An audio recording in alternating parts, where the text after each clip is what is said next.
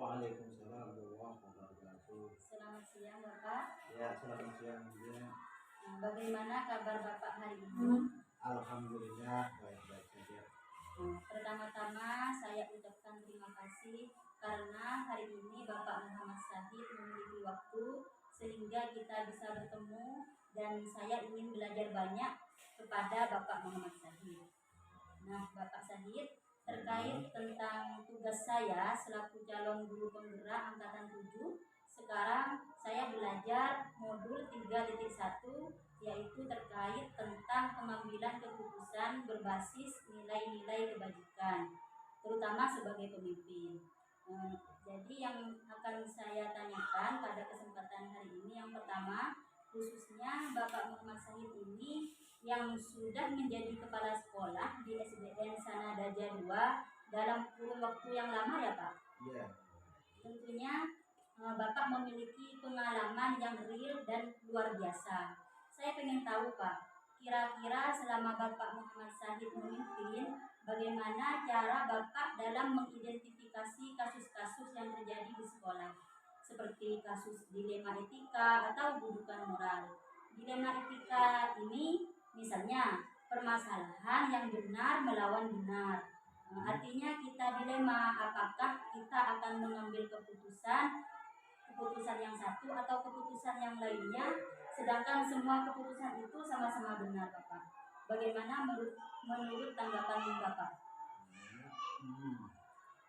Selama ini saya sebagai kepala sekolah di SD Sanadaja 2 ini, ya dalam pemimpinan saya ini mengenai cara saya dalam mengidentifikasi kasus-kasus yang terjadi di sekolah ini, biasanya ini saya dalam menyiapkan hal-hal tersebut akan melakukan klarifikasi dan konfirmasi terhadap pihak-pihak yang teridentifikasi, yaitu untuk dimintai keterangan dan pendapat terhadap apa yang menjadi permasalahan itu, dengan asumsi bahwa permasalahan pasti akan bisa diselesaikan, hanya yaitu dengan komunikasi dan koordinasi tentunya.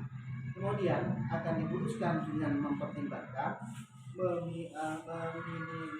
meminimalisir potensi negatif keputusan dan memaksimalkan potensi positif dari keputusan.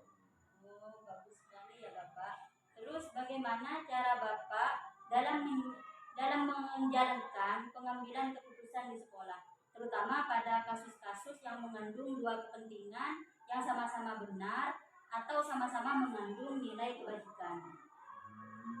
Apabila terjadi kasus-kasus yang mengandung dua kepentingan yang sama-sama benar, cara saya ini saya ambil dalam menjalankan keputusan tersebut adalah saya lakukan dengan jalan musyawarah tentunya, dan menggunakan pendekatan komunikasi dan koordinasi.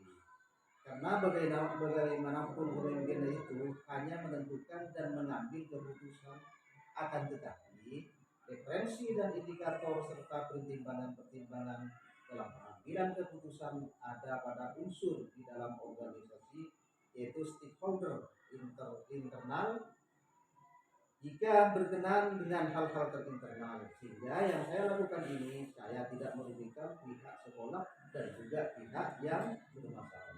Bagus sekali ya Bapak kalau seorang pemimpin itu menggunakan pendekatan komunikasi dan koordinasi. Terus pertanyaan selanjutnya, langkah-langkah atau prosedur seperti apa yang selama ini Bapak lakukan dalam pengambilan keputusan? Prosedur yang saya lakukan adalah itu menentukan kasus tersebut berkesesuaian dengan job atau unit kerja apa, kemudian melakukan koordinasi dan menjalin komunikasi dengan unsur-unsur yang terkait dalam kerja tersebut, meminta pandangan-pandangan dari unsur-unsur yang ada, kemudian juga yang nantinya akan menjadi dasar dan pertimbangan pengambilan keputusan. Kalau menurut saya, prosedur dan langkah-langkah yang Bapak gunakan itu sangat cocok sekali Bapak. Pertanyaan selanjutnya, hal-hal seperti apa yang selama ini Bapak anggap efektif dalam pengambilan keputusan pada kasus-kasus dilema etika? Mengenai hal-hal yang saya anggap efektif dalam pengambilan keputusan ini, yaitu yang pertama, itu saya akan melakukan analisis kasus dulu, kemudian menentukan solusinya, menyesuaikan dengan peraturan dan norma yang berlaku pada saat itu. Nah, serta mengedepankan kepentingan sekolah dan secara umum. Jadi solusi yang saya ambil tersebut dan yang saya kedepankan adalah bagaimana agar bermanfaat bagi orang yang banyak dan baik bagi secara jangka panjang, serta juga senantiasa menjalin dan menjaga keberpihakan melalui kebersamaan dan komunikasi itu. Tujuan dari Bapak yang efektif ini sangat bagus sekali Pak, karena ini dapat menjalin dan menjaga keberpihakan melalui kebersamaan dan komunikasi ya Pak.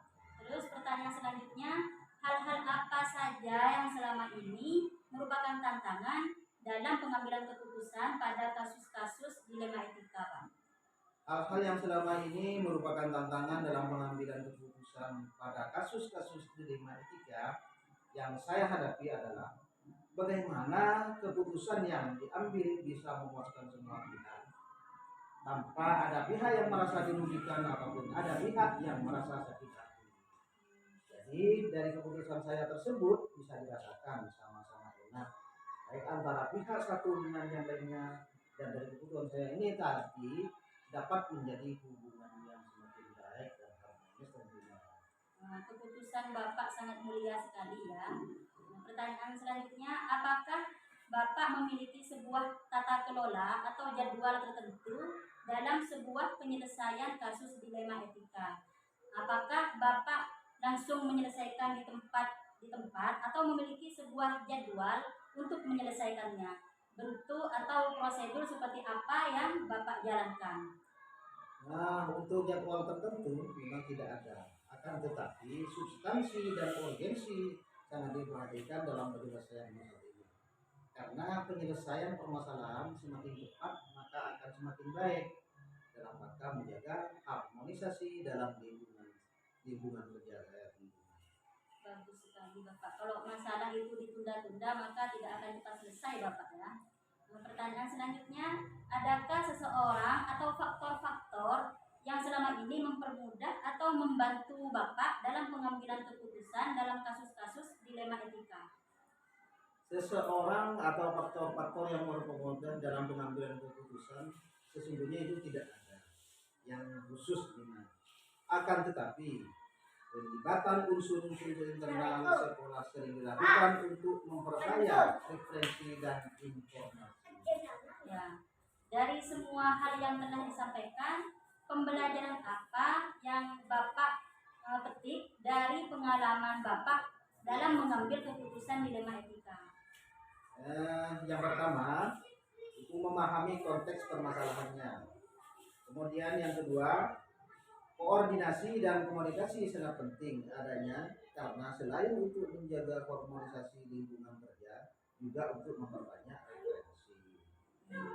Jadi bisa saya simpulkan Pak ya, pembelajaran yang Bapak petik dari pengalaman ini yang pertama, memahami konteks permasalahan itu ya Bapak. Yang kedua, koordinasi dan komunikasi sangat penting adanya karena selain untuk menjaga harmonisasi lingkungan kerja, juga untuk memperbanyak referensi.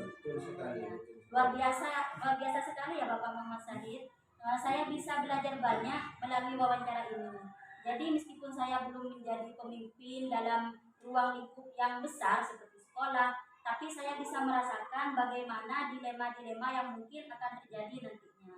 Tapi saya yakin, insya Allah dengan pembelajaran melalui wawancara ini, saya bisa belajar banyak hal, terutama cara mengatasi kita menyikapi dilema-dilema etika. Baik, terima kasih Bapak atas waktunya. Luar biasa sekali Bapak. Mudah-mudahan bisa menjadi masukan untuk saya ke depannya. Terima kasih. Assalamualaikum. Waalaikumsalam.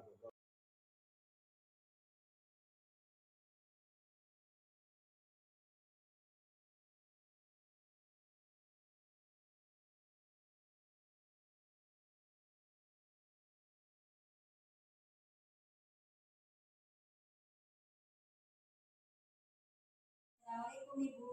Waalaikumsalam. Selamat siang Ibu. Siang juga. Bagaimana kabar Ibu hari ini? Alhamdulillah baik. Kabar Ibu? Alhamdulillah baik juga Ibu. Mohon izin ya Ibu, saya akan melakukan wawancara terkait tugas saya selaku calon guru penggerak angkatan 7 pada modul 3.1 terkait tentang pengambilan keputusan berbasis nilai-nilai kebajikan terutama sebagai pemimpin. Ibu bersedia untuk wawancara? Baik, yang pertama, begini Bu ya. Ibu Munawwaroh adalah kepala sekolah TK Islamiyah Sanadaja ya. Saya ingin tahu kira-kira selama Ibu Munawwaroh memimpin, bagaimana cara Ibu dalam mengidentifikasi kasus-kasus yang terjadi di TK, seperti kasus dilema etika. Dilema etika ini misalnya ya Bu, permasalahan yang benar melawan benar. Artinya kita itu dilema, apakah kita akan mengambil keputusan satu atau yang satunya lagi, sedangkan semua keputusan itu sama-sama benar. Bagaimana tanggapan dari Ibu? Selama saya sebagai kepala BTK Islamiyah, dalam kepemimpinan saya mengenai cara saya dalam mengidentifikasi kasus-kasus yang terjadi di sekolah, biasanya saya akan mencari tahu terlebih dahulu mengenai akar permasalahan tersebut. Saya juga akan melakukan pengamatan atau observasi terkait permasalahan tersebut.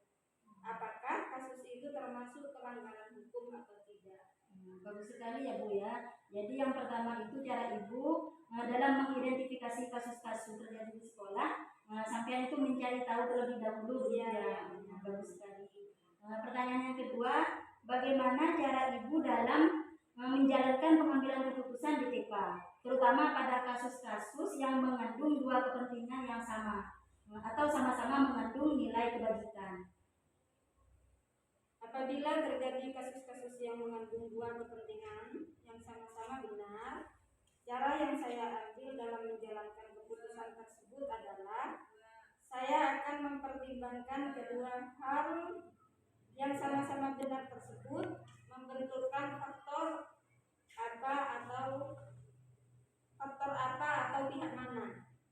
Apakah kepentingan perorangan atau banyak orang, mengandung nilai-nilai kebenaran atau kesetiaan, rasa adil atau belas kasihan, ataukah berdampak untuk saat ini atau seterusnya. Setelah itu, saya akan mengambil keputusan yang tidak merugikan pihak sekolah dan juga pihak yang bermasalah. Keputusan dari Ibu sangat mulia sekali ya, karena tujuan Ibu adalah tidak merugikan sekolah, begitu ya. Yang selanjutnya, langkah-langkah atau prosedur seperti apa yang selama ini Ibu lakukan dalam pengambilan keputusan Bu? Mengenai langkah-langkah yang saya ambil dalam memutuskan suatu masalah, yaitu biasanya saya akan menganalisis penyebab permasalahan yang dihadapi terlebih dahulu. Setelah itu, saya akan menentukan siapa yang terlibat di dalamnya. Lalu saya akan menanyakan kepada orang-orang terdekatnya, berdiskusi dengan warga sekolah, terus kemudian saya akan membuat beberapa solusi keputusan. Dan saya juga akan menimbang lagi dari berbagai sudut pandang sebelum saya memutuskan atau mengambil solusi dari permasalahan tersebut. Bagus sekali langkah-langkah dari Ibu, sangat rinci sekali Bu ya. Selanjutnya, hal-hal seperti apa yang selama ini Ibu anggap efektif dalam pengambilan keputusan pada kasus-kasus dilema etika? Mengenai hal-hal yang saya anggap efektif dalam pengambilan keputusan ini, yang pertama saya akan menyederhanakan pokok permasalahan dan membangun kebijaksanaan. Dalam artian, saya akan melakukan analisis kasus, kemudian menentukan solusinya, menyesuaikan dengan peraturan dan norma yang berlaku pada saat itu, serta mengedepankan kepentingan sekolah dan secara umum. Jadi solusi yang saya ambil tersebut, yang saya kedepankan adalah bagaimana agar bermanfaat bagi orang banyak dan baik secara jangka panjang. Bagus sekali Bu. Selanjutnya, hal-hal apa saja yang selama ini merupakan tantangan dalam pengambilan keputusan pada kasus-kasus dilema etika? Hal yang selama ini merupakan tantangan dalam pengambilan keputusan pada kasus-kasus dilema etika yang saya hadapi adalah Bagaimana hasil keputusan yang saya ambil? Mungkin ada pihak-pihak yang tidak dapat menerima sepenuhnya. Proses untuk dapat memahamkan sebagian orang untuk secara ikhlas menerima dan menjalani keputusan menjadi sebuah tantangan, serta untuk tetap istiqomah dalam menjalankan keputusan yang sudah disepakati. Bagus, Bu. Selanjutnya, apakah Anda memiliki sebuah tata kelola atau jadwal tertentu dalam sebuah penyelesaian kasus dilema etika? Apakah Anda langsung menyelesaikan di tempat atau memiliki sebuah jadwal untuk menyelesaikannya? Bentuk atau prosedur seperti apa yang Ibu jalankan? Tidak ada jadwal tertentu dalam menyelesaikan sebuah kasus. Prioritas kasus mana yang perlu diselesaikan secepatnya tergantung dari jenis kasus dan pentingnya kasus tersebut diselesaikan secepatnya agar tercipta lingkungan sekolah yang sehat, kondusif buat semua warga sekolah. Selanjutnya, adakah seseorang atau faktor-faktor apa yang selama ini mempermudah atau membantu Ibu dalam pengambilan keputusan dalam kasus-kasus dilema etika? Komunikasi yang baik dengan semua warga sekolah, pengelolaan emosi yang baik, dan pemahaman tentang teori pengambilan keputusan sebagai seorang pemimpin menjadi faktor yang mempermudah dan membantu dalam pengambilan keputusan. Luar biasa sekali, Bu, ya. Yang terakhir, Bu, dari semua hal yang telah disampaikan, pembelajaran apa yang dapat Ibu petik dari pengalaman Ibu dalam mengambil keputusan dilema etika? Dalam mengambil sebuah keputusan, maka mengidentifikasi jenis kasus harus bisa dilakukan lebih awal dengan melakukan pengujian-pengujian, lalu lakukan pengujian benar lawan, benar untuk dapat menentukan paradigma apa yang akan kita pilih, sehingga keputusan bisa diambil sesuai dengan prinsip-prinsip yang tidak merugikan siswa. Ya, bagus sekali, Bu, ya. Luar biasa sekali ya Ibu Munawwaroh. Dengan wawancara ini saya bisa belajar banyak dengan Ibu Munawwaroh selaku Kepala Sekolah TK Al-Islamiyah Sanadaja. Baik, terima kasih Ibu atas waktunya. Luar biasa sekali, mudah-mudahan bisa menjadi masukan untuk saya ke depannya.